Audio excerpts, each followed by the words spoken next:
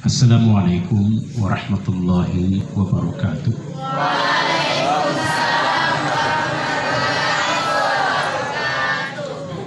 Yang saya hormati pimpinan kedua madrasah Aliyah dan Sanawiyah, yang saya hormati jajaran Dewan Guru Aliyah Sanawiyah, yang saya hormati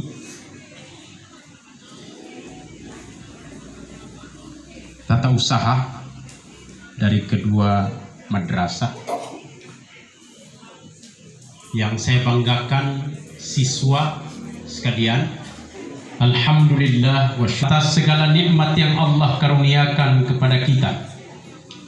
Allahumma salli ala Sayyidina Muhammad wa ala ali Sayyidina Muhammad.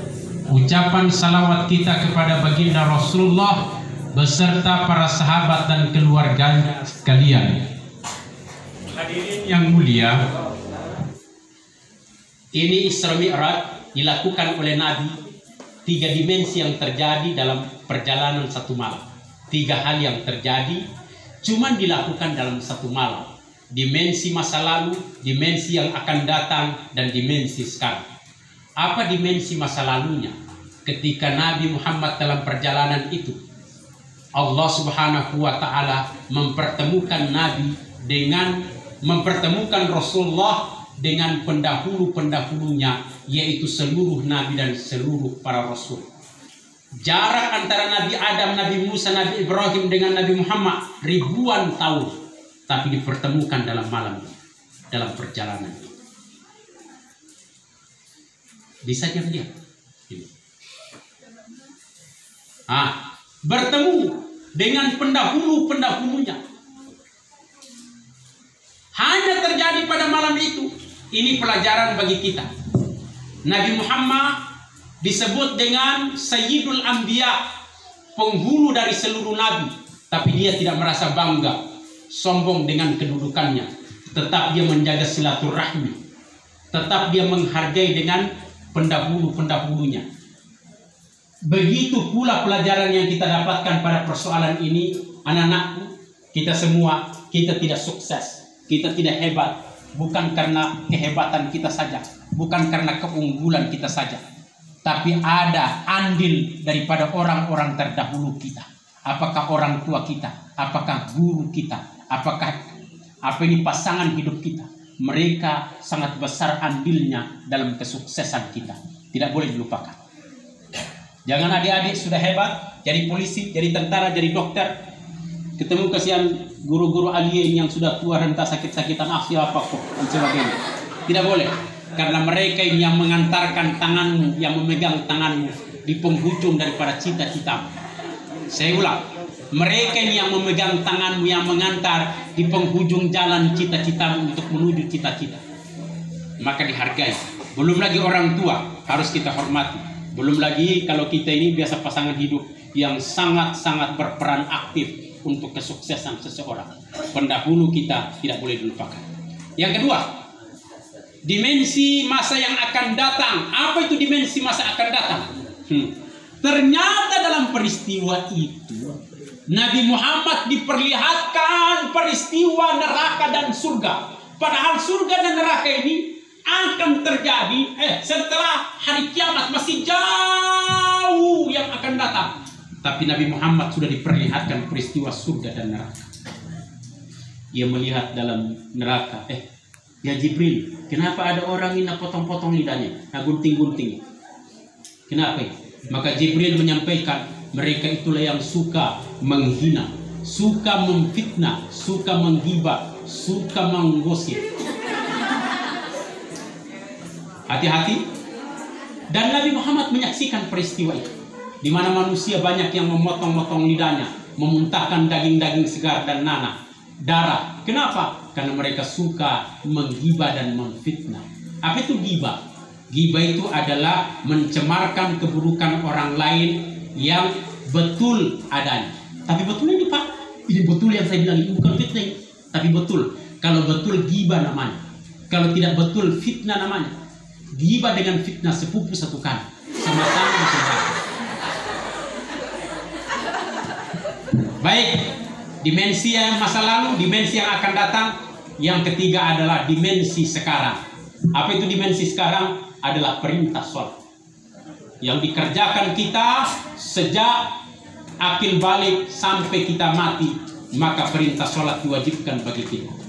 Ini perintah sholat adalah perintah yang sangat spesial, hadiah terindah dari Allah untuk Nabi Muhammad.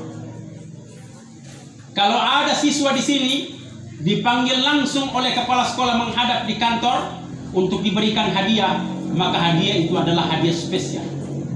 Tapi kalau ada hadiah, Anda bilang sama kepala sekolah, Pak Ustadz, kalau lewat di Lebeng, mulia itu siswa begini, kasih ini hadiah, titip saja sama kita. Maka itu hadiah tidak spesial. Semua perintah di luar daripada perintah sholat datang kepada Nabi Muhammad melalui perantaraan malaikat Jibril. Tapi perintah sholat, Rasulullah diundang langsung untuk menerima perintah ini tanpa ada perantara. Bagaimana spesialnya ini hadiah ini? Perintah sholat. Perhatikan, anak-anakku, perhatikan.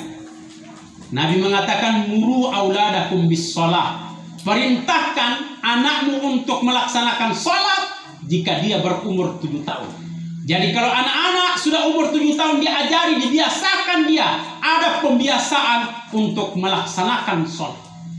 Dan kalau dia beranjak 10 tahun kata Nabi, kemudian dia meninggalkan sholat, fadribuhum, darra, pukul mereka. Nabi mengatakan pukul mereka, pukul. Di darah, dipukul. Makanya ulama beritahu kalau ada orang tua yang menggantung cambuk di rumahnya untuk menakut-nakuti anaknya supaya mau melaksanakan sholat, orang tua seperti ini dirahmati oleh Allah. Jadi perintah dinam cubit, mencubit, pukul itu sudah ada dari ulama. Gantung cambuk supaya anak ketakutan di waktu sholatin, kapan saya tidak sholat dipukul. Maka orang tua seperti ini dirahmati oleh Allah Subhanahu wa Ta'ala. 10 tahun meninggalkan sholat, pukul. 10 tahun dipukul kalau meninggalkan sholat. Tahu maksudnya itu? 10 tahun tinggalkan sholat, pukul. Bagaimana kira-kira 15 tahun, 17 tahun, 20 tahun, 30 tahun, 40 tahun, 50 tahun masih meninggalkan sholat? Kalau 10 tahun saja dipukul, kemungkinan geret. Coba itu logikanya, 10 tahun dipukul.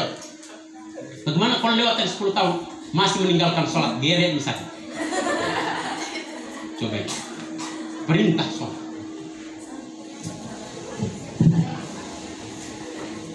Anak-anakku tahu kira-kira siapa pendusta agama? Tahu siapa pendusta agama? Yang mendustakan agama kita ini siapa? Baca surah Al-Ma'un. Ara'aital ladzi yukadzibu bid-din. Apakah kalian ketahui siapa pendusta agama?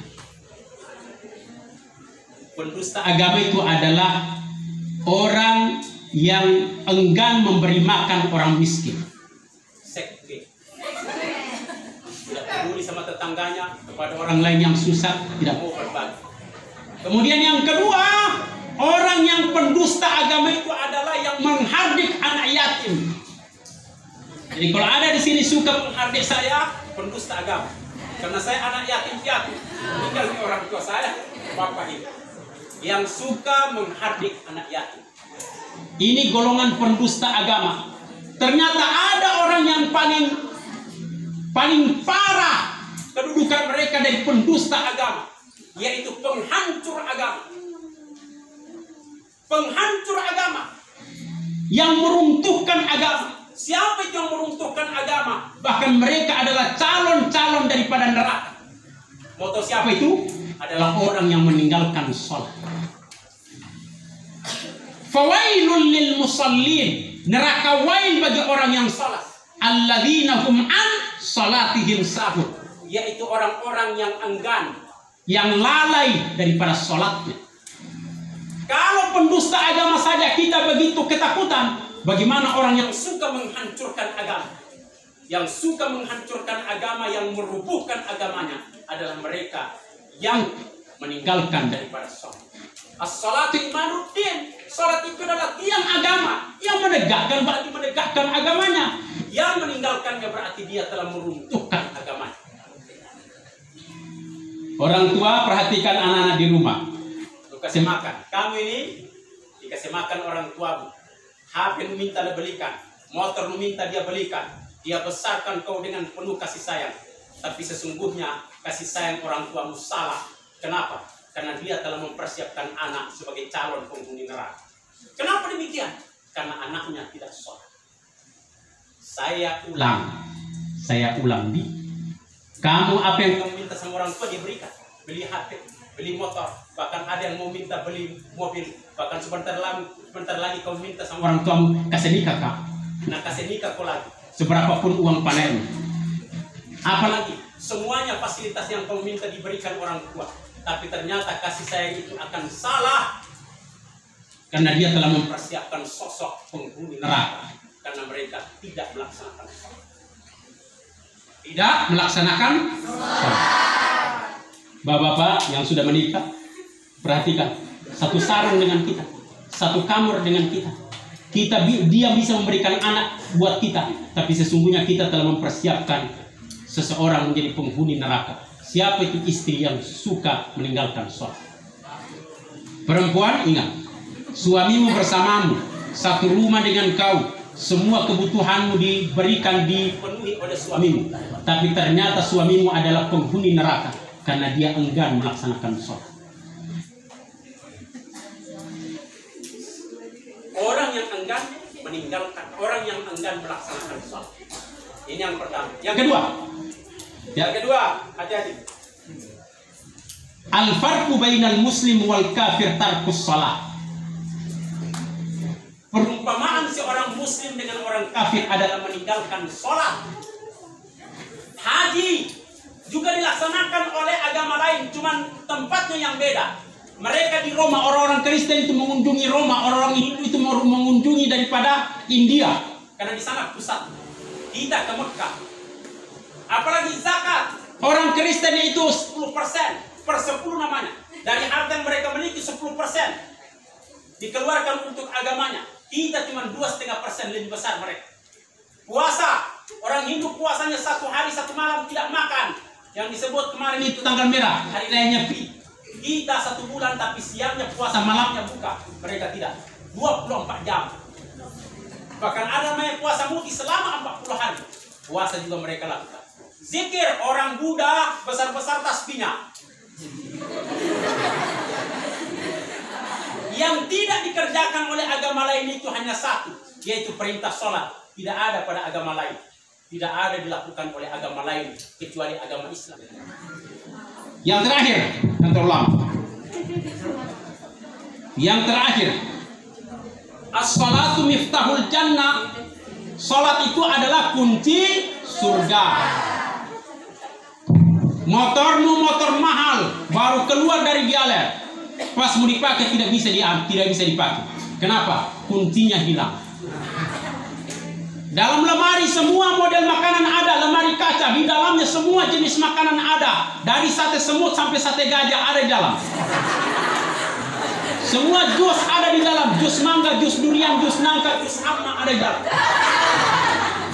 Tapi kita cuma bikin macinna. Kenapa? Karena kunci lemarinya hilang. Tidak bisa dinikmati. Dibikin perkara salat. Dari jauh kita melihat surga kita. Melambai-lambai bidadari di dalamnya. Cepat sini kok, cepat datang. Bidadari yang jika jarinya dicelupkan di laut, maka laut berubah rasanya menjadi manis.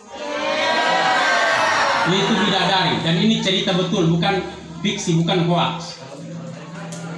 Bayangkan itu, kalau dia makan, kelor kangkung kelihatan lewat karena lehernya badannya seperti kaca. Bayangkan. Kalau dia meludah di bumi ini, maka bumi ini menjadi harum. Apalagi naludai mukamu. Di surga perempuan tidak mengalami 2 menstruasi dan mencret.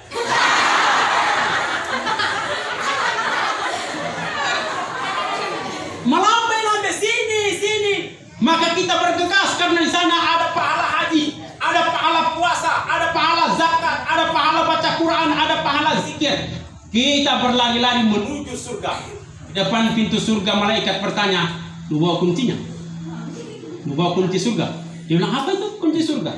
Dia bilang, "Perintah sholat." Ayo, tidak sholat kak. Saya punya sedekah masjid besar sampai 3 miliar saya bangun. Haji umrah hampir tiap hari. Baca Quran setiap hari. Apalagi zikir tasbihku besar-besar di rumah. Tapi untuk pelaksanaan sholat saya malas. Kau minta maaf, tidak bisa kamu masuk karena kamu tidak membawa kunci surga. Ada satu, nak bawa kunci surga. Ada kunci belum ada? Ya, silakan masuk. Ketika nak buka itu surga dengan sekeras mungkin, nah angkat lagi kunci sebelah ini, buka lagi tidak bisa. Kenapa? Karena kuncinya kunci rusak. Dia bertanya kepada malaikat, "Wahai malaikat, kenapa ini pintu surga tidak terbuka padahal saya bawa kuncinya?" Maka malaikat memeriksa, "Oh, pantas, kuncimu kunci rusak." Kenapa bisa? Kunci itu ada rumusnya. Ada rumus kunci. Ada kunci lurus. Kunci itu ada gigi-giginya. Maka kunci surga itu giginya 5. Isya, subuh, duhur, asar, maghrib. Yang dia bawa kuncinya cuma 2, maghrib dan isya. 3 giginya patah. Nah, kasih masuk. Kenapa tidak bisa? Karena kuncinya rusak. Karena 2 giginya.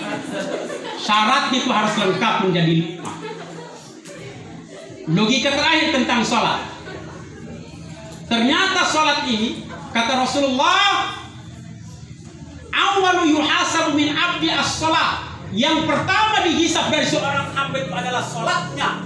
Jika bagus sholatnya, maka diterima amal yang lain. Jika rusak sholatnya, maka yang lainnya akan ditolak. Sholat itu ibaratnya, logika ulama, sholat itu seperti angka 1.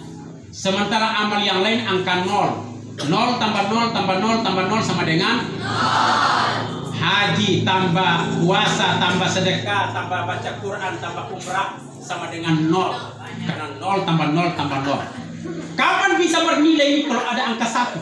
1 ada 0 depannya menjadi 10, 100, 1000, 10.000, 100.000, 1 juta, 10 juta, dan begitu seterusnya. Semakin banyak nolnya, maka semakin besar nilainya. Kalau ada salatnya, kalau ada angka 1-nya, tapi kalau tidak ada angka 1-nya, biar lu jajar itu 0 dari sini sampai 57, maka tidak ada nilainya. Kenapa? Karena tidak ada angka 1-nya. Salat itu ibarat angka 1. Ada salatmu, haji diterima. Apalagi puasa, zakat, baca Quran, zikir dan sebagainya, Allah akan memperhitungkannya. Tapi kalau tidak ada salat, terhapus angka 1. Sama saja 0, 0, 0, 0. Ayo. Adik-adik, anak-anakku, kemarin ada insiden katanya ada penistaan suara azan. Kira-kira semua marah. Kalau azan, kalau ada orang sini mau menistakan, main-mainkan suara azan, marah. Semua marah. Yang laki-laki tidak marah. Karena tidak nahapus suara azan. Semua kita marah. Pertanyaannya adalah, siapa kira-kira yang mau dimarahi? Yang melecehkan suara azan atau yang tidak mau memenuhi panggilan azan? Kamu benci terhadap orang yang melecehkan suara azan. Tapi ketika azan dikumandangkan, ada orang yang betul-betul hatinya tidak pernah terbetik. Tidak pernah tergugah itu hatinya mendengarkan azan. Jangankan mau pergi sholat berjamaah, untuk mendengarkannya saja tidak mau. Coba itu. Kemudian dia serta-merta marah. Siapa yang melecehkan? Siapa? Tunggu dulu. Penuhi dulu seruan azan. Baru kamu marah siapa yang melecehkan azan. Ini yang penting jemaah sekalian. Maka penting kita untuk resah terhadap orang-orang yang mau melecehkan suara azan. Tapi kita lebih resah, lebih takut ketika kita tidak mau memenuhi seruan daripada azan untuk melaksanakan sholat. Ini mungkin yang dapat saya sampaikan pada pertemuan kali ini. Semoga bermanfaat bagi kita. Isra dan Mi'raj mengajarkan kita untuk menjaga kualitas daripada sholat kita. Bismillahirrahmanirrahim. Alhamdulillahirabbil alamin. Allahumma salli ala sayyidina Muhammad wa ala ali sayyidina Muhammad. Allahumma inna nas'aluka salamatan fid din wa afiyatan fil jasad wa ziyadatan fil ilm wa barakatan fil rizq. Allahumma la sahla illa ma ja'altahu sahla wa anta taj'alul hazan in syi'ta sahla. Allahumma rabbana atina fid dunya hasanah wa fil akhirati hasanah wa qina adzabannar. Walhamdulillahi rabbil alamin. Thumma assalamu alaikum warahmatullahi wabarakatuh.